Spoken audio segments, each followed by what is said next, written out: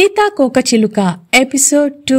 పొద్దున్నే ఆత్రేయపురంలో అభి వాళ్ల కార్ వేగంగా వచ్చి ఒక ఏరియాలో సడన్ బ్రేక్ వేసింది. మనం రావాల్సిన చోటికి వచ్చేశాం అని సంతోషంగా చెప్పింది అభి వాళ్ల అమ్మ పద్మ. హెడ్ ఫోన్స్ పెట్టుకుని పాటలు వింటున్న అభి కార్ సడన్ గా ఆగడంతో హెడ్ ఫోన్స్ తీసి చుట్టూవైపులా చూశాడు. అభి వాళ్లమ్మ పద్మ ఇంకా వాళ్ల నాన్న సుధాకర్ కారులో నుండి బయటకు దిగారు. మనం ఉండబోయే ఏరియా ఇదే అన్నమాట అని అనుకుంటూ కారులో నుండి బయటకు దిగాడు అభి. పప్పు అప్పటికే మంచి నిద్రలో ఉన్నాడు. చిన్నపిల్లాడు కదా అని పప్పుని భుజం మీద ఎత్తుకుని బయటకు తీసుకొచ్చాడు అభి. ఇంతలో ఒక చిన్న చిరునవ్వు వినిపించింది. అది వేరే ఎవరిదో కాదు, మన పప్పుదే. అప్పుడు రియలైజ్ అయ్యాడు అభి, పప్పు కావాలని నిద్రపోతున్నట్టు యాక్ట్ చేస్తున్నాడని. దాంతో అభి పప్పు వైపు కొంచెం చిరాగ్గా చూశాడు. మరి ఈ మాత్రం యాక్టింగ్ చేయకపోతే నువ్వు నన్ను భుజాల మీద ఎక్కించుకుని దింపుతావా ఏంటి? ఎలా ఉంది మా యాక్టింగ్ అని అంటూ చుట్టూ ఉన్న ఏరియాని బాగా గమనించాడు. ఒక వరుసలో ఉన్న ఇళ్ళు, వాటి పక్కనే చెట్లు, దగ్గరలో ఒక కొండ. అతనికి ఆ ఏరియా చాలా బాగా నచ్చింది. బ్రో, ఏమో అనుకున్నాను కానీ ఈ ఏరియా మనం ఇంతకు ముందున్న ఏరియా కంటే చాలా బాగుంది. నాకు పిచ్చిగా నచ్చేసింది అని అంటూ కార్కి ఎదురుగా ఉన్న ఇంటివైపు నడిచారు.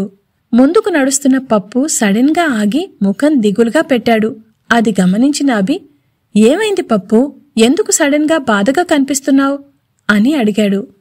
అదేమీ లేదు, ఈ ఏరియా బాగానే ఉంది, కానీ నేను మన పాతింటి దగ్గరున్న నా ఫ్రెండ్స్ని, స్కూల్లో ఉన్న ఫ్రెండ్స్ని బాగా మిస్ అవుతున్నాను. ఇక్కడ తిరిగి పిల్లల్ని ఫ్రెండ్స్ చేసుకోవడానికి చాలా సమయం పడుతుంది. అప్పటి వరకు నేను ఒంటరిగానే ఉండాలి అని దిగులుగా అన్నాడు. అరే పప్పు, దీని గురించా నువ్వు ఆలోచిస్తున్నావు? నీకున్న టాలెంట్కి ఈజీగా ఫ్రెండ్స్ సంపాదించేస్తావు.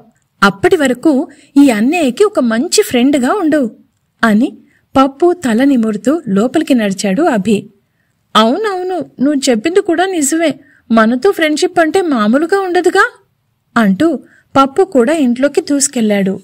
మరోవైపు తార నీరసంగా బెడ్ మీద పడుకుని ఉంది. ఇంతలో ఎవరో తలుపు తీస్తున్నట్టు శబ్దం రావడంతో ఉలిక్కిపడి డోర్ వైపు చూసింది. అది ఖచ్చితంగా అంకుల్ పృథ్వీ అయ్యుంటాడు అని మనసులో అనుకుని తన గుండె వేగాన్ని కంట్రోల్ చేసుకుంటూ పిడికిలి గట్టిగా బిగించింది. ఇంతలో పృథ్వీ లోపలికొచ్చాడు. తార తలొంచుకొని గుడ్ మార్నింగ్ అని విష్ చేసింది. పృథ్వీ డోర్ పక్కన ఉన్న టేబుల్ దగ్గరికి వెళ్లి, గుడ్ మార్నింగ్, ఇదిగో నీ భోజనం ఇక్కడ పెడుతున్నాను. మర్చిపోకుండా భోజనానికి ముందు తీసుకోవాల్సిన టాబ్లెట్లు తీసుకో. నేను పని మీద బయటకు వెళ్తున్నాను అని చెప్పి తిరిగి డోర్ లాక్ చేసుకుని వెళ్లిపోయాడు. అతను బయటికి వెళ్లిన వెంటనే తార ఆవేశంగా టేబుల్ దగ్గరికి వెళ్లి ప్లేట్లో చూసింది. అందులో కేవలం 2 చపాతీలు మాత్రమే ఉన్నాయి. దాన్ని చూసిన వెంటనే తారకి చాలా బాధేసింది. ఆమె దరిద్రాన్ని తలుచుకుని ఒక మూల కూర్చుని గట్టిగా ఏడవటం స్టార్ట్ చేసింది. ఎంత ఏడ్చినా శక్తి కోల్పోవడం తప్ప ఉపయోగం లేదు అని రియలైజ్ అయిన తార నిదానంగా ప్లేట్ పక్కన ఉన్న టాబ్లెట్స్ వేసుకుని నీళ్లు తాగింది. ఆ తర్వాత ప్లేట్లో ఉన్న ఫుడ్ వైపు మరొక్కసారి చూసింది. వీడు నన్ను చేసే పనికి, పెట్టే ఫుడ్కి ఏమైనా సంబంధం ఉందా?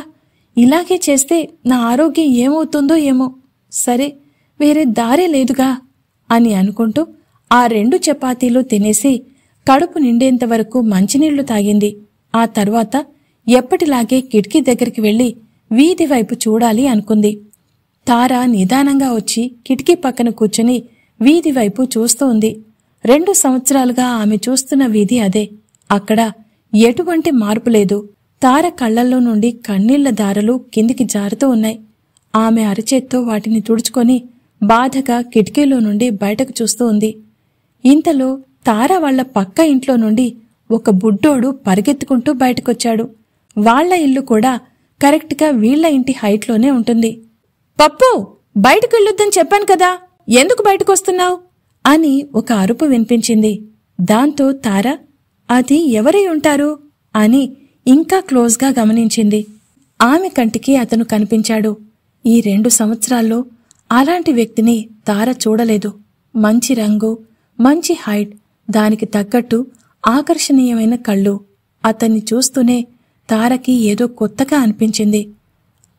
అభి బయటకు వచ్చి పప్పుని పట్టుకుని, బయటకెళ్ళొద్దంటే మాట వినవు కదా, ఇదేమైనా మన పాత ఏరియా అనుకున్నావా అని అతన్ని ఇంట్లోకి లాక్కొని వెళ్తున్నాడు. వాళ్ళిద్దరూ సరదాగా నవ్వుకుంటున్నారు. ఆ సంతోషాన్ని చూసి తారకి కూడా ఎక్కడో తెలియని చిన్న సంతోషం అనిపించింది. వాళ్ళు నవ్వుతుంటే ఎందుకో తన ముఖంలో నవ్వొచ్చింది. ఎవరు వీళ్ళు? నేను ఇంటికొచ్చి 2 సంవత్సరాలవుతోంది, కానీ వీళ్ళనెప్పుడు చూడలేదే, చూడ్డానికి చాలా కొత్తగా ఉన్నారు అని అనుకుంటూ తనకు తెలియకుండా తనే నవ్వుకుంటుంది. ఇంతలో పప్పు కిటికీ వైపు చూసి తార నవ్వడం గమనించి పప్పు కూడా నవ్వుతూ తారకి చేత్తో సైగ చేశాడు. దాంతో తార కూడా నవ్వుతూ తిరిగి చెయ్యి ఊపింది. అది చూసి పప్పు వాళ్ళ అన్నని పిలిచి తార వైపు చూపించాడు. అభి తార వైపు చూసేలోపు ఆమె అతనికి కనపడకుండా పక్కకి వెళ్ళిపోయింది.